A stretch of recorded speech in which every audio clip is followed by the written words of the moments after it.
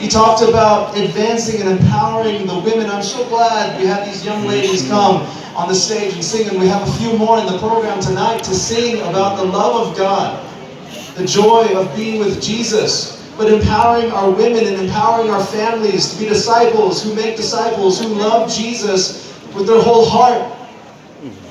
And then to uplift and encourage and empower the churches here, local churches, to be healthy, theologically strong, because it is the equipping of the saints for the work of ministry that is going to advance the gospel through our people. I'm a proud Tangkhul. I grew up, born here, but grew up in the United States trying to figure out who I was because no one else was like me. And then when I came home in 2010, the Lord captured my heart with all of you. Many of you. Maybe some of you were not even born yet.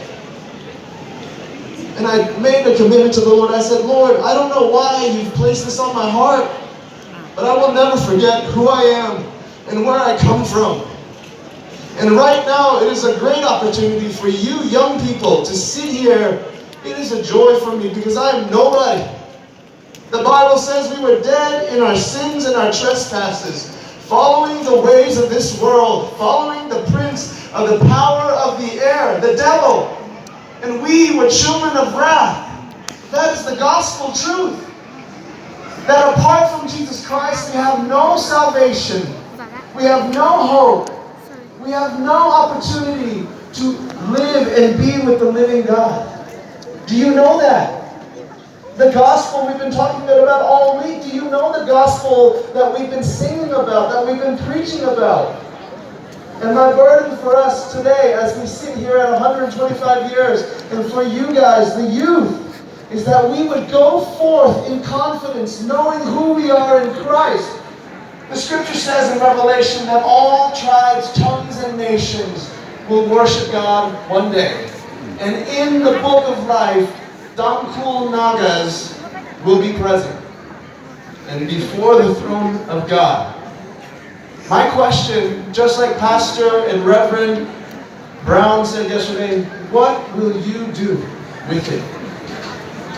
I want to encourage you that if you don't make a decision now, in your youth, to follow Christ, you will forego the blessing of knowing Jesus. Paul says in Philippians chapter 3, I count all things as rubbish. Rubbish meaning poop, feces, trash. All of it is rubbish without knowing Jesus, because it is Him that I know, and I have been known by Jesus Christ. And it is for Him that I live, so I strain for the goal. That's the one thing that I'm going to do. And that's the one thing I want to encourage you this evening, is to think about. What will you do in light of the gospel and who you are?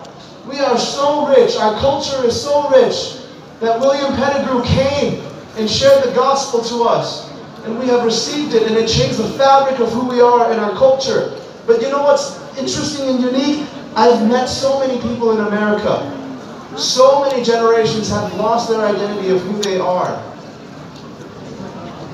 We somehow, by God's grace, have preserved our Tangkhulness in light of Christ's likeness. And I want to encourage you, this is the moment now. As we stand here celebrating 125 years, all of us have a responsibility.